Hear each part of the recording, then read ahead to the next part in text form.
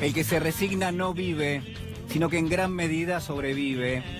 Y que la resignación muchas veces es para los hombres el último refugio. Yo quiero preguntarle en esta noche, en todo caso, ¿de qué está hecha su vida? ¿De qué está hecha nuestra vida de todos los días? ¿Qué clase de promesas, de palabras, de pensamientos la cruzan? ¿Qué clase de expectativas, pero al mismo tiempo, qué clases de pequeñas resignaciones? Las resignaciones que vienen a continuación forman parte de ese mundo, pero sobre todas las cosas, quiero preguntarle qué sucede cuando todo eso, las promesas, los pensamientos, las palabras que nos conforman, cuando todo eso va a contramano de lo que nos rodea. Mire, la historia que quiero compartir con ustedes esta noche es una historia especial. Se llama Sudeste, la escribió Haroldo Conti. Es una novela preciosa, poética, que merece su tiempo en la lectura, que deja caer de a poco aquello que hace referencia sin ninguna duda a una cuestión que está mucho más allá de la historia en sí, que es qué pasa con las personas cuando los cruza algo que es demasiado poderoso para que ellos puedan contenerlos, para que ellos puedan asimilarlo.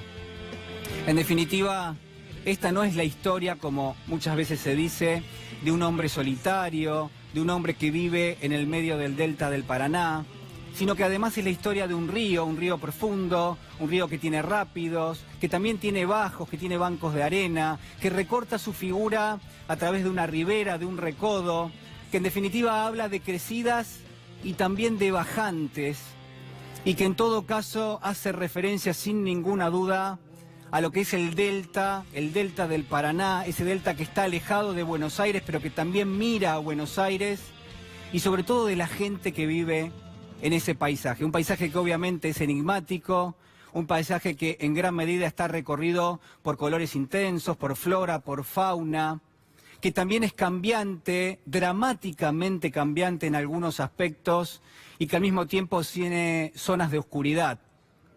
Es un paisaje que obviamente va a estar transigido por los vientos. Usted sabe que la sudestada le presenta un cambio realmente importantísimo al paisaje del delta, y sobre todo su gente. Esta novela Sudeste habla de la gente que vive en ese paraje, algunos de ellos que son recolectores de juncos que después terminan vendiendo en el puerto, otros que se dedican a la pesca, del bagre, del pejerrey, algunos cruzan los dedos y van detrás río arriba de un dorado.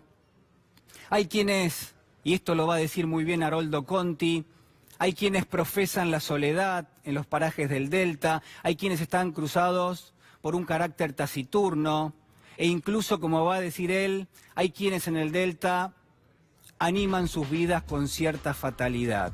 De esto se trata Sudeste, esta maravillosa novela de Haroldo Conti. Pero claro, hay un personaje, yo le decía recién, es una persona, es un hombre solitario, es un hombre de mediana edad, recibe el nombre de Boga, que es un nombre de un pez. Y uno podría decir, ni nombre tiene este personaje central, este hombre de mediana edad, en el cual se va a concentrar prácticamente toda la historia. Le decía también que denota cierta dejadez en su vida, pero que tiene algo muy particular. El Boga confía ciegamente en ese río que tiene enfrente, en ese río Paraná, que todo se lo provee, confía ciegamente en la provisión divina que representa el río para él y para todos quienes lo rodean. Bueno, de eso está hecho, en definitiva, Sudeste. Hablamos también de una persona que no solamente tiene una vida austera, que tiene pocos objetos, que vive con lo estrictamente necesario, sino además de lo que son sus sueños, muy apocados, muy escasos, atados sencillamente a lo precario de su vida, pero que también se dedica a la recolección del junco, que lo hace junto a alguien, un anciano, que es por supuesto muchísimo mayor en edad que él, que en definitiva él lo va a llamar el viejo, y para nosotros va a ser también el viejo, y que uno adivina que es una especie de padre de la vida que tiene este hombre, alguien que seguramente le ha enseñado cómo ganarse la vida y que mantiene con él, y en esto pone mucha atención el escritor Haroldo Conti, que tiene entre este anciano y este hombre al que se llama el Boga, tienen una relación que en gran medida está hecha de señales, de recuerdos, pero que hace tiempo ya que ha prescindido de las palabras. Hace tiempo ya que es una relación que está más allá de lo que se pueda manifestar con las palabras. La historia, obviamente, nos va a dar algunos detalles más. Vamos a enterarnos de cómo es la vida en la cotidianeidad del Boga. Se despierta muy temprano en esa casa, vive obviamente con quien es su padre, su tutor, su jefe. Vive también con la esposa de son dos personas ancianas que se levantan muy temprano, que le hacen unos mates y inmediatamente se ponen camino al trabajo. Claro, hay que subirse a una barcaza, hay que navegar río arriba, hay que parar en alguna zona donde la ribera permita cortar esos juncos, anudarlos, subirlos a bordo y llevarlos en definitiva a un puerto. El clima es totalmente árido, la vida es difícil, señoras y señores, para aquellos que viven en el delta. Pero al mismo tiempo tienen pequeños momentos, pequeñas asignaciones que les son posibles gracias a que comparten una amistad, se sientan junto al fuego, terminan comiendo un pescado que seguramente, como cualquier pescado que uno coma del delta, tiene gusto a barro. Pero al mismo tiempo comparten y de eso se trata su vida. La historia va a darnos más detalles, tiene un tono poético enorme. El valor de la historia, el valor de Sudeste está en la forma en la que está escrita, por eso quizás es difícil de transmitir. Pero lo que sí quiero decirles es que pasa algo que inmediatamente le cambia la percepción a este hombre, al Boga, porque el viejo se muere, y esto está al comienzo de la historia. Ese viejo, ese tutor, ese padre que uno podría adivinar, que le ha enseñado todo, se muere. Y para él eso representa la posibilidad de un cambio. Y en este caso es quizás lo más relevante, porque la decisión del Boga es, en definitiva, ver qué le dejó el viejo, y el viejo le dejó la barcaza y le dejó una navaja, juntar alguna de sus cosas, despedirse de lo que era casi su madre, en definitiva, e ir río arriba, empezar a navegar, empezar a buscar quizás algún otro objetivo, ir de puerto en puerto, y lo que nos vamos a terminar dando cuenta con el correr de la historia, que empieza a volverse más lenta, que empieza a tener cierta cadencia, que empieza a ser mucho más descriptiva, a ser mucho más rica en lo que son justamente los parajes que nos describe. Lo que vamos a terminar viendo es que en definitiva empieza a perder importancia para el Boga los puertos que toque, los objetivos que se haya trazado, y que en todo caso empieza a quedarse, a ser prisionero de cierta inercia, a contemplar que quizás lo importante para él es seguir vagando sin rumbo arriba de su barcaza, más allá de cualquier otra cuestión. Haroldo Conti, quiero decirle esto, le reserva un destino trágico al Boga y por supuesto también a toda la historia, y este no es un detalle menor. Por eso, cuando lo traje esta historia, sobre todo cuando la estaba trabajando y hacía mucho tiempo que quería analizarlo con usted, la verdad es que yo decía, bueno, ¿cuáles son los puntos de contacto que tienen con nuestra realidad? Y la verdad que no terminaba de convencerme. Porque uno podría decir que en la actitud del Boga, en la actitud de la gente que describe a Haroldo Conti y que forma parte del Delta, hay cierta resignación, hay cierta pasividad, hay cierta cuestión de dejarse amacar por esa inercia de todos los días en una vida sumamente austera y sumamente pobre. Y quizás uno podía hacer alguna relación con un sector de la sociedad que está esperando de brazos cruzados que las cosas cambien. O también podría decirle, en ese elemento, en esa fe ciega que tienen quienes forman parte de la historia, en lo que va a traer el río. Y quizás también ahí hay un elemento que tiene que ver con el tiempo, porque Haroldo Conti va a decir, el río para mí en esa historia representa el paso del tiempo. Claro, lo que descubrimos es que en definitiva estos protagonistas están esperando que algo pase y piensan y sienten intuitivamente que el tiempo y el devenir del tiempo les va a traer algo nuevo, algo que obviamente no da ninguna certeza de que sea así. Pero después, releyendo la historia, encontré un elemento que quizás es más poderoso, y es que cuando se muere el viejo, cuando el Boga, este hombre de mediana edad, que es recolector de juncos y que tiene una vida sumamente austera, cuando se encuentra sin ese padre que le ha dado la vida, toma una decisión que uno puede analizarlo desde este punto de vista. Toma una decisión de carácter individual, toma una decisión que de alguna manera lo separa de lo social, lo separa de su núcleo familiar.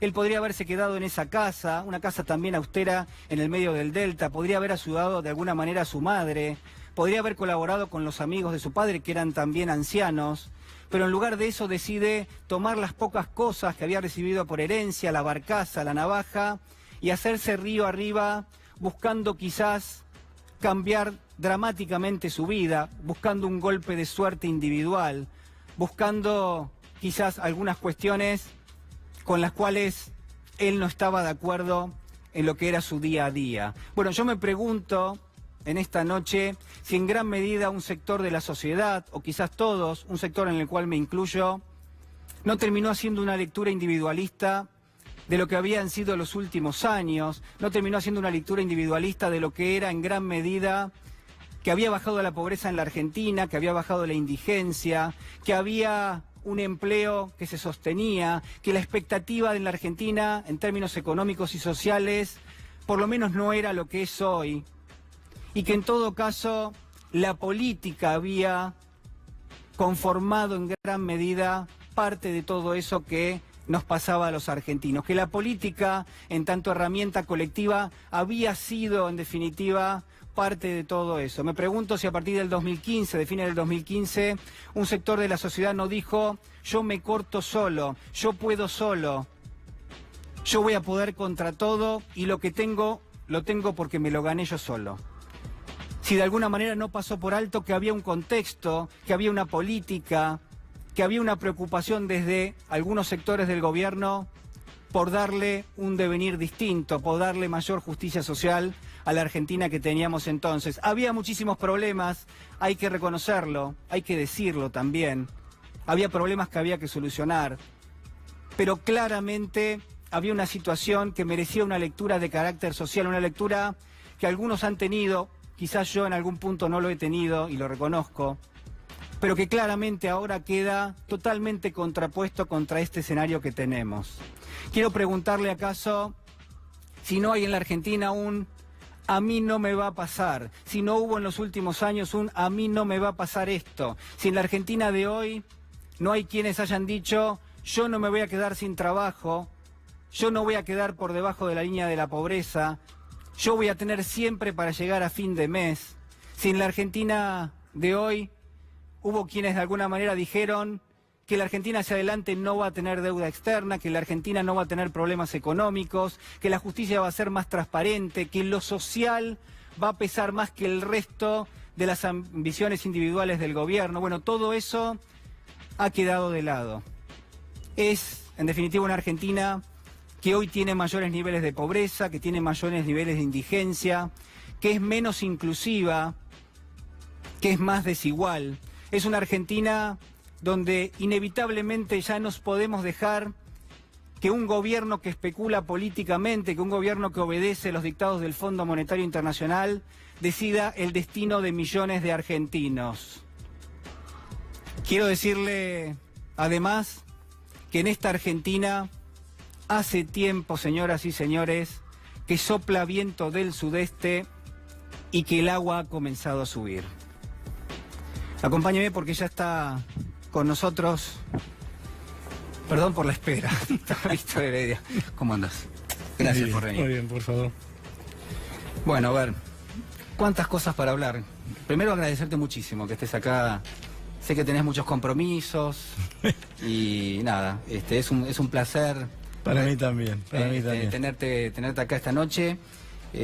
No sé, lo primero que se me ocurre es preguntarte un poquito, bueno, ¿cómo estás? ¿Cómo va la vida? Esa pregunta que a veces nos abre una especie de, de pantallazo, de panorama sobre lo que es el día a día. Digo, ¿cómo estás? Después de haberte escuchado, decir estoy bien, sí. Sería injusto. Estamos. Sí. Sería el verbo, el tiempo de verbo y sí. Correcto, ¿no? Y estamos con complicaciones, y yo siento que estoy inmerso, como siempre, en un país difícil, complicado, pero sin embargo siempre digo, ¿no? Que no soy un estúpido optimista, pero tengo esperanzas. ¿Tenés esperanza? Sí. ¿Y cómo se hace para tener esperanza? Digo, la has tenido durante toda tu carrera, durante toda tu vida. Has sido una persona que ha cultivado la esperanza. Hay quienes dicen, hay que cultivarla. Sí. No, pero no es una esperanza egoísta y personalista, Sí. sino porque he visto funcionar al colectivo.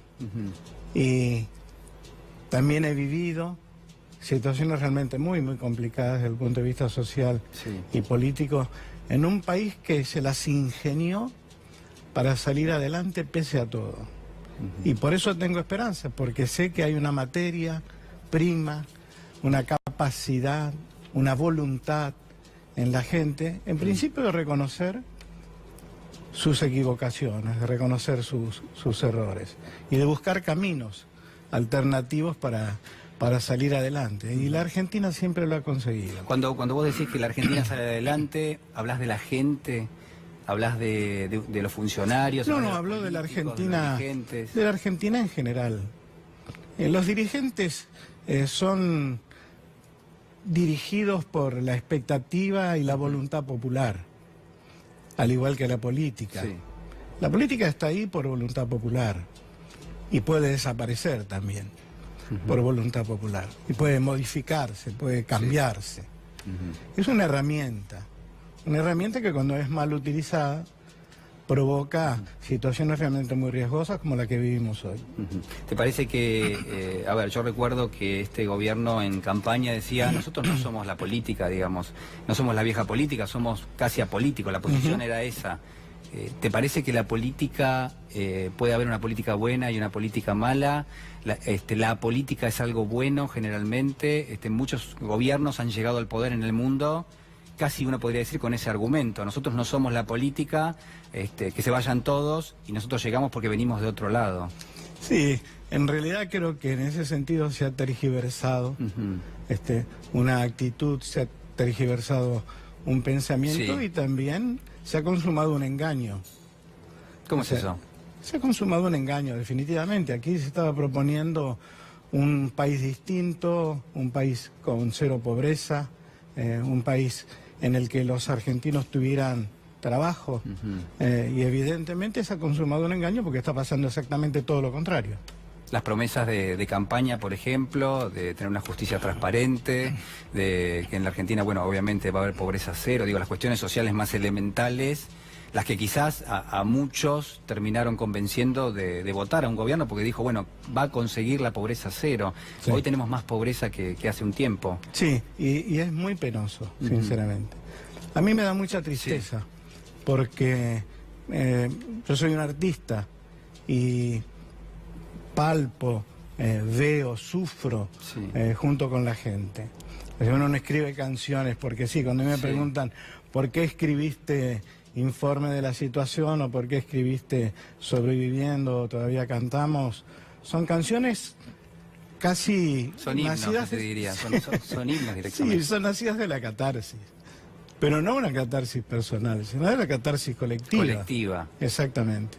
Y a mí me apena muchísimo la situación por la que están pasando infinidad de personas en este país que en algún momento creyeron que tenían un sueño nuevo y que ese sueño se iba a cumplir. ¿Te puedo tutear? Por favor. Dale, bueno, buenísimo. Entonces, Víctor, mira cómo te digo. Vos dijiste algo así y me parece que en línea con lo que estabas mencionando. Los artistas no cavan trincheras. Los artistas acompañan a quienes cavan las trincheras. Así ¿Por es. qué dijiste eso? ¿Cómo Sencillamente porque hay una suerte de creencia que las banderas, las primeras banderas que se levantan, las levanta un poema, una música. No, la música acompaña. ¿Vos decís que la música viene detrás de...? Siempre, y la poesía también. Voy a decir algo que digo siempre.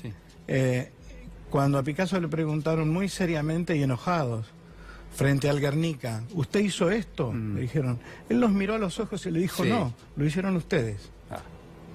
Estamos siempre después. Lo único que hacemos es reflejar qué es lo que pasa alrededor. Quizá algún distraído no ve lo que está pasando alrededor y alguna canción abra, despierte. ¿Genera conciencia? Una conciencia. Sí, que eso es distinto. ¿Eso funciona? Eso es distinto a cavar una trinchera. El que empuja, el que va adelante, el que forma la barricada, el que enciende las gomas, el que enciende el fuego, el que recibe los balazos de goma en una manifestación es otro. Nosotros estamos en casa viendo esto que pasa y en algún momento nos choquea y lo escribimos. Pero sabés que podés inspirar a alguien, en definitiva, que podés generar Sí. cierto estado de alerta, cierto estado Sí, de tiene conciencia. ese poder. La poesía y la música tienen ese poder. Que no es poco, ¿eh? No, no, ya lo creo, ¿no? Te quiero preguntar, a propósito de este comentario de no es poco, digo, ¿estamos como adormecidos? ¿Cómo estás viendo, no digo a la sociedad argentina, a la sociedad en general, digo, hay exceso de información? ¿Te parece que estamos choqueados, que hemos... Yo creo que estamos, sí, creo que estamos en shock, Sí. pero también hay una expectativa. Uno mira a ver qué es lo que está pasando con los dirigentes, qué es lo que pasa con el Congreso, qué es lo que pasa con los políticos. ¿Qué respuesta se le va a dar a todo esto Sí. que nos está sucediendo? ¿Y estás conforme con lo que estás viendo como respuesta o te... No. No. No, ¿No estás conforme con nadie? no, sinceramente no. No, yo creo que sí, que hay gente que está jugando un papel extraordinario Sí. y que por lo menos intenta decir, aclarar la situación. Hacer Pero una en cuanto al interpretación, conjunto y a esta herramienta maravillosa que es la Constitución argentina y cómo debe protegérsela, no estoy conforme. Creo que se le está pasando por arriba y creo que hay un conglomerado Sí. de políticos y de dirigentes que tendrían que tener una actitud distinta, la de la unidad, en definitiva. Por lo menos para morigerar esta situación que viven familias enteras. Hay chicos que se están muriendo de hambre. Es muy triste. Hay gente comiendo otra vez en los tachos de basura. Es muy triste. ¿Te parece Y no que... estoy hablando solo de la política, ¿eh? No, Porque digo, se salga por donde se salga, pero creo que de verdad hay que hacer algo. pero es que la política, uno podría pensar, al menos yo me tomo la atribución de decirlo, la política es la única herramienta que me parece que puede llegar a generar un cambio. Digo, el camino individual no sirve demasiado. Sí, lo que sucede es que la política, como si fuera un instrumento, Sí. el pueblo la toca únicamente en la urna. Y la política Sí. la tocan todos los días distintos instrumentistas y algunos desafinan. Mira, algo que decías vos a mí me parece importante. Hay quienes dicen, bueno, estamos en un momento donde las democracias están, de alguna manera, esa disyuntiva entre un gobierno de facto, en realidad nunca hubo una disyuntiva de esa magnitud, pero uno podría pensar sistemas de gobierno, democracia, dictadura. En definitiva, había como una especie de disyuntiva que podía llegar a aparecer en algún momento. Hoy ya eso pasó. Creo que claramente digo, la opción es por la democracia 100%. Ahora, ¿te parece que hay democracias de distinta intensidad? ¿Te parece que, porque vos decías recién, bueno, uno se acerca y pone el voto? Pero eso después uno podría pensar, bueno, pero eso no es toda la democracia. Tiene que haber mucho más, en definitiva. Yo creo que la democracia tiene que estar absolutamente abierta a la diversidad ideológica que puede existir dentro de un colectivo popular. Cuando esto no sucede, cuando desde un poder determinado se cercena y se censura, o se intenta cercenar y censurar a uno de esos sectores, la democracia se debilita. Deja de ser lo que debiera ser, esa entidad Sí. que cobija a distintas Coincido. diversidades ideológicas. Sí, te entiendo, digamos, la discusión política tiene que quedar de alguna manera dentro del juego democrático, uno supone. Sí. ¿Y te parece? Porque hay quienes dicen, bueno, se ha generado odio en la Argentina. Un odio de características políticas en algún punto, pero que ha trascendido, porque hay gente presa, digo, Sí. en general, y en muchos aspectos la misma justicia también no termina de dar cuentas de una factura transparente. Es decir, lo que uno ve es que en definitiva hay fallos que se revisan, hay jueces y jueces. Digo, ¿cómo estás viendo eso?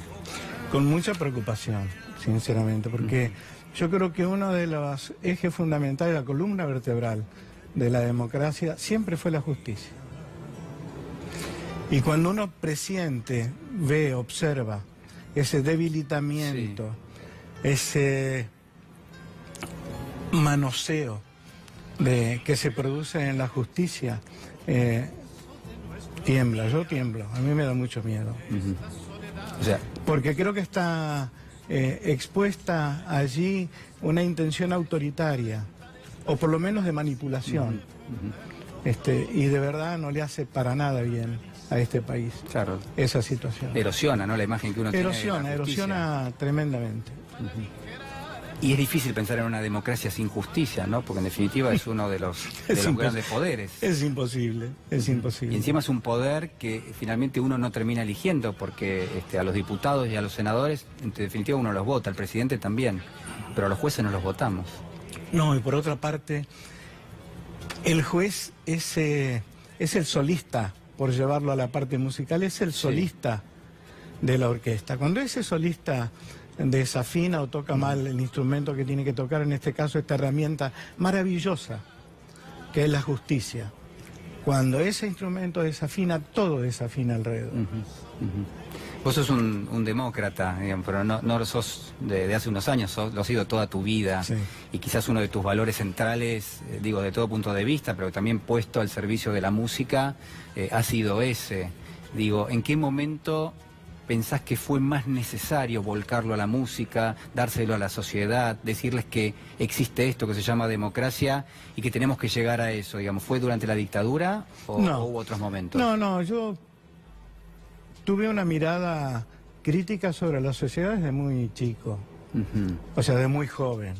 ¿Cuándo empezaste a cantar? Empecé a tocar la guitarra desde muy chiquito, pero empecé a escribir mis primeras canciones a los 15 años. A los 15 ya escribías tus canciones. Sí. ¿Y sí. ya cantabas o todavía no? Sí, cantaba. Ya cantabas también. Cantaba, me presentaba en concursos, cantaba en los actos del colegio. De hecho, en el año 67, cuando resultó revelación juvenil del Festival de Cosquín, tenía apenas 19 años. Inmediatamente la gente que se me acercó me preguntó si las canciones que cantaba eran mías, y artistas ya consagrados empezaron a cantarlas y a grabarlas: César Isela, Marían Farías Gómez, la negra Mercedes Sosa. Claro.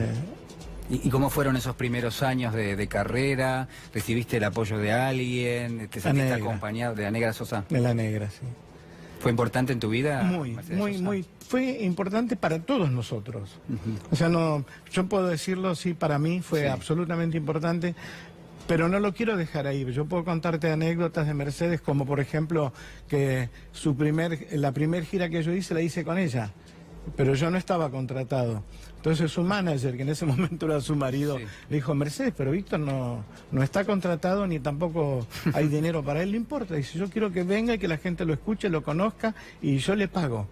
Y me pagó. ¿Te pagó? Sí, me pagaba Mercedes para que yo tuviera la oportunidad de cantar en su escenario. O sea, bueno, ahí la tenemos, ¿no? De fondo. Sí, tremendo. Acá está. Mirá vos.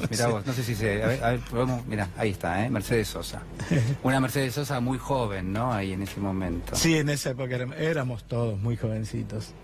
Ese Mercedes, yo le decía mami, pero de hecho no podía haber sido nunca porque me llevaba apenas 13 o 14 años. 14 años me llevaba. Pero en términos artísticos siempre te sentiste respaldado por ella. Sí, en ese sentido sí, porque fue mi madrina. O sea, me apoyó, cantó mis canciones, las llevó por todo el mundo.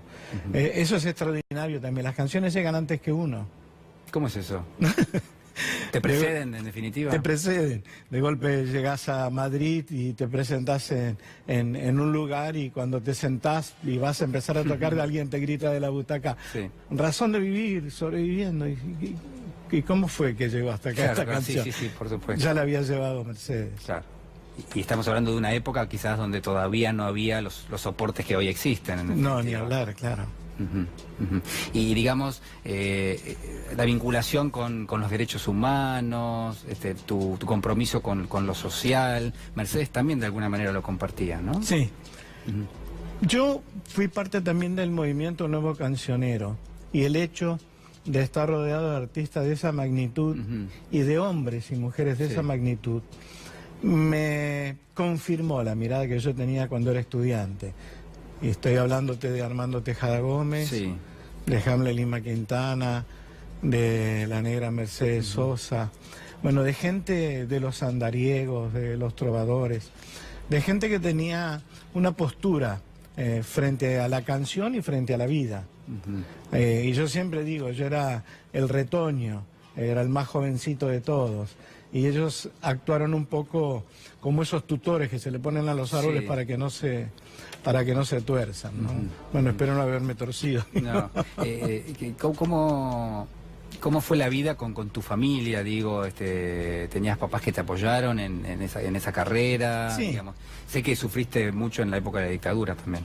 Sí, se me fueron 4 de la familia. Mi hermana, el hijo que tenía en su vientre, Sí. mi cuñado y de tristeza a los pocos meses mi padre. Pero también debo decirte que la fuerza que uno puede llegar a tener en el interior y es esa fuerza que te sostiene, es la que te lleva adelante y la que te hace superar los miedos. Yo creo que un hombre nunca pierde el miedo, ¿no? Pero te hace superar los miedos. Pero mi amor por la libertad, por los derechos humanos, viene de más lejos que eso. ¿De dónde viene? ¿Qué pasa? Y viene de las lecturas, de haber estado en un colegio donde había mucho debate político, donde había un centro de estudiantes en el que yo participaba, de mis amigos de entonces. Era un país donde te sentabas en cualquier bar, en cualquier mesa a debatir, y si no sabías, no servía, tenías que callarte la boca, y a mí me gusta hablar, entonces yo tenía que saber, así que leía y leía mucho. Sí, sí. ¿Cómo estás viendo? Y ahora vamos a ver en un minuto nada más también un poquito un repaso de lo que ha sido el día de hoy. Vos sabés que se anunció hoy una medida de fuerza, digo, a propósito de lo que es la cuestión social, digo, ¿cómo ves a los trabajadores? ¿Cómo ves a aquellos que de alguna manera hoy están sin trabajo y están tratando de volver a ese mercado? Digo, ¿qué pasa con la dignidad de aquel que hoy no tiene trabajo? Es tremendo. Yupanqui escribió una canción maravillosa sobre eso, sobre la indignidad, cómo un hombre pierde la dignidad cuando pierde su trabajo. Y es terrible, es pavoroso. Yo lo he visto sufrir a mi padre cuando pasó por circunstancias similares en algún momento de su vida, y creo que es lo peor que le puede pasar a un hombre, perder su trabajo. Así que me parece maravilloso que haya ¿Estás dirigentes... de acuerdo con medidas de fuerza, cuando se toman medidas de fuerza? Yo creo que sí, porque si estas medidas ayudan a hacer recapacitar a algunos sectores del gobierno para que modifiquen esas políticas y le den a la gente la posibilidad de acceder al trabajo, no estamos hablando de otra cosa, ¿no? Sería, es extraordinario. ¿Te parece que veamos el resumen del día? Lo vemos. Nosotros venimos a plantar bandera, venimos del plenario de las 2 CTA con un mandato votado por unanimidad para que conjuntamente a fin de mes vayamos al paro nacional con movilización en toda la Argentina. Hace falta un sindicalismo intenso y que ponga lo que hay que poner en el momento en que tenemos que salir a la calle. Tenemos para darle de comer a 10 países como el nuestro y la gente nuestra se está cagando de hambre. ¿Cómo es posible aceptar ese tipo de cosas? 4 años más con este modelo. ¿Cuántos millones de argentinos van a quedar fuera del sistema? No aceptamos que el movimiento de trabajadores quede excluido en nombre de la política a la hora de las grandes decisiones nacionales. Que el gobierno que venga hay que defenderlo y contenerlo, para que no sea simplemente una lluvia de verano de 4 años para que la derecha vuelva a gobernar en la Argentina. Hagamos el esfuerzo necesario para que el día 30 de abril y por supuesto el 1 de mayo, que no va a trabajar nadie, con un día no laborable, bueno, algunos por ahí trabajan. El 30 de abril hagamos el esfuerzo necesario para que quien nos gobierna desde adentro y desde afuera sepan que acá hay un sector importante del movimiento obrero y de la sociedad que no está dispuesto a seguir arrodillado. Bueno, ahí está, el paro de las 2 CTA y de la CGT. ¿Te parece que el presidente Macri estará atento a estas cuestiones, digamos? ¿O estarán no, te pregunto. No lo sé. Yo me lo pregunto, pero yo te lo quiero preguntar. Yo también me lo pregunto. ¿Parece que no? No lo sé, yo creo que quizá entienda que no va por ahí.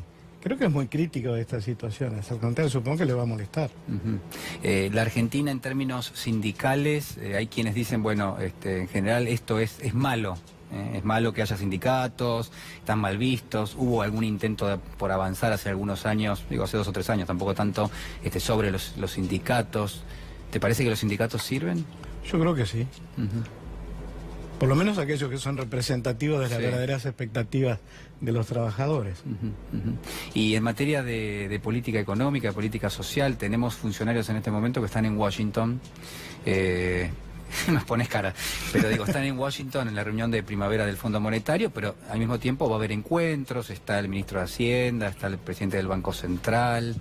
¿Qué mirada tenés de esto? Que aparte, de alguna manera, quizás vos también lo estás viendo en la perspectiva de que ya pasó en algún momento en la Argentina algo parecido. Sí, claro. Ya pasó. Me parece estar viendo una película en blanco y negro, una película del pasado. Y sinceramente creo que, no sé, pero la mayoría de los argentinos ya sabemos cómo termina. Y esto es lo triste, que sabemos cómo termina. ¿Cómo termina? Mira, no puedo, no soy agorero, no puedo ser agorero en ese sentido, y de verdad que mi deseo y mi esperanza quisieran decir va a terminar. Sí. Bueno, tenemos miedo de que termine de qué manera. Pero mal. tenemos mucho miedo de que termine mal. Que termine mal. ¿Y ves reacción o no? Por ejemplo, no sé, en los últimos días el gobierno parece estar en algún tipo de discusión a propósito de supervisar precios, armar una canasta, planes de créditos, uno supone, cuestiones que hacen a la vida cotidiana de los argentinos. ¿Le crees? Yo creo que por lo menos están poniendo los títulos. Ahora me pregunto en las espaldas de quién cae esa modificación de precios. Y si están capacitados económicamente y tienen sustento como para modificarlos. Y yo te diría que no, creo que no. Es decir, poner los títulos no sirve. Sí. Yo creo que había que modificar cuestiones que son de fondo y no sé si hay tiempo ahora. Por ejemplo, en lo social, decís vos, las políticas No, en lo sociales. social hay una política económica que verdaderamente ha sido pavorosa. O sea que no le crees al gobierno cuando dice, hoy por ejemplo Christine Lagarde, ¿no? La titular del Fondo Monetario, que dice, se han hecho, ¿cómo fue que dijo? Yo tengo acá, sería una tontería darle la espalda al trabajo que ya se hizo, dijo Christine Lagarde hoy, como apuntando a los dirigentes políticos que vienen, ¿no? Después de este gobierno o eventualmente a una reelección de este gobierno. Y no sé qué quiere decir. Sinceramente, yo creo que nos está obligando a ir hacia un abismo. Sinceramente, yo creo que sí hay que modificar y profundamente este rumbo. No tengo ninguna duda de eso. Sí, ahí lo tenemos, ¿no? Lagarde advierte a los presidenciables que sería una tontería no respetar el acuerdo con el Fondo Monetario. Bueno, habría que redefinir el término tontería, ¿no? Uno no sabe si reír o llorar con todo esto. Yo creo que es una deuda prácticamente en las condiciones económicas que está hoy la Argentina impagable. Y si se quisiera pagar va a causar mucho dolor y mucho sacrificio. Entonces yo creo que todo lo contrario, creo que sí hay que rever esta relación con el Fondo Monetario Internacional. Creo que sí hay que reverla. Y si ellos tuvieran la ética, la honestidad y la mirada sincera sobre lo que ha pasado en Argentina en estos últimos tiempos, tendrían que acordar con los futuros presidenciables que sí tiene que haber modificaciones, porque de otra manera va a terminar hablando con un cúmulo de desaparecidos, de personas que no tienen capacidad para resolverlo según estas pautas, según estas condiciones. Se podrá resolver de otra manera. Sí, porque lo que se pide en principio es más ajuste, digamos. Pueden encriptarlo como quieran el mensaje, pero el mensaje termina siendo, hay que seguir haciendo recortes. Uno se pregunta si en términos generales le interesa a lo social al Fondo Monetario. Yo creo que claramente no, me hago cargo de las palabras. ¿El arte tiene que cruzarse con la política? ¿El artista tiene que tener una mirada social o no necesariamente? Yo creo que es inevitable. La política cruza al arte. Lo social cruza al arte. ¿Cómo haría yo para vivir en una burbuja, lejos de todo esto que está sucediendo y no sentirme agredido, no sentirme dolorido, no sentirme entristecido por esta situación que viven mis compatriotas? ¿Cómo haría? Decía, yo digo, lo social y lo político cruza al artista. Hay algunos artistas que son capaces de ponerse una coraza y decir, yo de esto no voy a opinar, y no opinan. Pero tienen un rol social, el artista en general tiene una conexión, digamos, en general. Sí, sin ninguna duda, pero porque es un ciudadano en principio, y por otra parte porque vive en un planeta, que es el planeta Tierra. No hay escapatoria. No hay escapatoria. A pesar de que ahora descubrieron el agujero negro, ¿viste? Se lo hicieron una fotografía. Sí, me lo mostraba mi hijo hoy. Más de uno dijo, bueno, por ahí uno se puede escapar. ¿Qué quisiste decir cuando señalaste en una entrevista, mis canciones tienen una vocación especial porque describen una realidad que se empeña en seguir vigente? Me causó como mucha... Me maravilló, la verdad, como que hay dos conceptos ahí, ¿no? O están tus canciones, pero además hay una realidad que pugna por salir a través de tus canciones. Quise decir muchas cosas, pero por otra parte también fue una respuesta, porque en algún momento había alguna crítica especializada que obviamente me bombardeaba porque yo pienso distinto y soy crítico de determinadas situaciones y decía que mis canciones eran coyunturales. Es decir, que tenían que ver solamente con una coyuntura. Y durante mucho tiempo, y dije, y insisto y sostengo, que estas canciones yo quisiera que perdieran todo sentido. Una canción como Todavía Cantamos, que está escrita sobre la sangre de un pueblo desaparecido, yo no hubiera querido haberla escrito jamás. ¿Por qué? Y sencillamente porque no hubiera querido que pase lo que pasó. Porque como ciudadano, como ser humano, no hubiera querido que pase lo que pasó, porque las pérdidas que hemos tenido en este país han sido muy dolorosas todas. Y quisiera que esa canción perdiera todo sentido, que no fuera necesario cantarla nunca más, como Sobreviviendo. ¿Te duele cuando cantas esas canciones? Porque te veo, me tomo una atribución, digo, te veo que a veces te emociona hablar de determinadas cosas y al mismo tiempo cuando me lo decís, de alguna manera te lo estás representando en definitiva. Sí, porque uno no escribe graciosamente esas canciones. Yo no escribí informe de la situación denunciando lo que pasaba, la escribí en el 78, denunciando lo que pasaba en la Argentina en el 78 graciosamente. La escribí escondido, censurado, perseguido por la AAA, exiliado. Es decir, con todo el corazón te digo que yo hubiera querido que esa canción perdiera total sentido. Y sin embargo la realidad la vuelve a poner sobre el tapete y la gente la siente como si lo hubiera escrito ayer.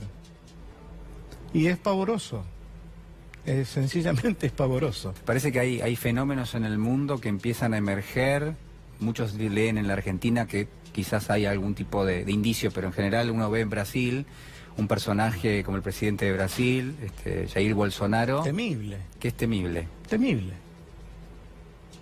¿Hay una especie de rebrote de la extrema derecha en alguna parte del mundo, también en Brasil? Yo no sé si decir eso, pero sí creo que hay una pérdida de memoria en algunos sectores, que verdaderamente han olvidado lo que ha pasado en este planeta. Ya no estoy hablando del continente, lo que ha pasado en Europa durante la guerra mundial, la Segunda Guerra Mundial. Lo que pasaba en Vietnam, lo que ha pasado en Afganistán, lo que ha pasado en todo lugar donde la guerra hizo lo que hizo y donde determinadas ideologías hicieron lo que hicieron. El Holocausto. Sí, el ser humano, digo, bueno, como se dice habitualmente, ¿no? Después de Auschwitz por eso, no queda nada. Entonces hay una pérdida de memoria. No sé si hay un auge, pero si hay un auge es porque hay una pérdida de memoria. Porque hay algunos sectores que ignoran las señales que indican que un determinado político va a repetir aquello que la historia no puede justificar. Claro, uno, y esto me acuerdo cuando estuvo aquí en el programa el psicoanalista Jorge Alemán, él decía, bueno, lo que queda en evidencia es que el mundo puede empezar a ser peor de lo que de alguna manera fue en algún momento. Así que no necesariamente el mundo va a evolucionar o las sociedades van a evolucionar, sino que pueden perfectamente involucionar. Y quizás hay un rastro de eso, ¿no? Uno quizás puede verlo. Quiero hacerte una pregunta que sinceramente venía pensándola y digo, me resulta muy enigmática. ¿Viste que hay un cuento de Borges que se llama El Otro? Sí. Y en ese cuento hay un Borges que es un anciano y que tiene sentado al lado a alguien que él tarda en reconocer, está enfrente a un río, y de a poco se va dando cuenta que emite un silbido y ese silbido le resulta familiar y de alguna manera lo empieza a ver y en definitiva terminamos enterándonos que es él mismo, es el Borges anciano que tiene a su lado sentado. Es una situación que está solapada, digamos, porque está en Ginebra y al mismo tiempo está en Cambridge, en Inglaterra, pero son los dos Borges, es el Borges joven y es el Borges anciano. Y el Borges anciano, de alguna manera, le habla al Borges joven. Si hubiese un Víctor Heredia joven sentado al lado tuyo, y los dos estuviesen mirándome en este momento, pero tuviese la oportunidad de conversar con él, ¿qué le dirías, digamos, a ese Víctor Heredia que tiene 20, 25 años? ¿Le darías algún consejo? Lo mismo que me digo todos los días. Le diría que no pierda de vista su vocación. La vocación nace del sueño primero. ¿Qué quiero ser? Esto que a veces familiarmente resulta tan simpático. ¿Qué quieres ser cuando seas grande, no? Pero uno realmente en la intimidad sabe exactamente qué es lo que quiere ser. Yo quiero ser músico, quiero ser un artista. ¿Y esto qué significa? Hablar, contar, decir qué es lo que pasa alrededor mío. Bueno, no perder de vista esa vocación, que nada lo tuerza, que no venga ningún productor a susurrarte al oído, que si cantaras otras canciones, que si hicieras otra cosa, que ya tendrías más éxito. Y menos trolls insultándote en el Facebook. O sí. Mira, pero no, eso le diría, que siga luchando. Quiero mostrar, porque obviamente digo, no estaba pensado, pero me estoy dando cuenta que acá hay un Víctor Heredia que es más grande, de acá, y hay un Víctor Heredia que es mucho más joven. ¿Cuántos años tenías acá en este? ¿En el que soy grande? No, en el que sos... perdóname. Sí, pues me señalé hasta que... Sí. Ahí tenía 20 años. Claro. 50 en vuelo, capítulo 1, capítulo 2. Sí. Grabado con muchísimos artistas. Con amigos centenariales. Fue una celebración, un cumpleaños, ¿no? Sí. Viste que uno invita a los cumpleaños a los amigos. Ahí está Leoncito, León Gieco, está... el Nano Serrat, está Silvio Rodríguez, está Ricardito Mollo, los chicos de la Versuit, está Juanse, Baglietto, y ahora Teresa Parodi, Liliana Herrera, bueno, infinidad. Vas a tocar el próximo 7, el 7 de junio. El 7 de junio. ¿Eso va a ser en el Gran Rex? Eso lo hacemos en el Gran Rex y después seguimos a Rosario, al Teatro del Círculo y después al Quality de Córdoba. Bueno, Víctor, la verdad que te agradezco muchísimo, ha sido un placer tenerte. Para mí también. Te esperamos de nuevo aquí en Recalculando y la verdad un honor entrevistarte. Muchísimas gracias. Muchísimas gracias. Bueno, nos vamos a despedir, les voy a dejar un pequeño obsequio, un regalito, quédese un minuto más acá en C5N y nosotros nos reencontramos el próximo lunes a las 11 de la noche. Muchísimas gracias.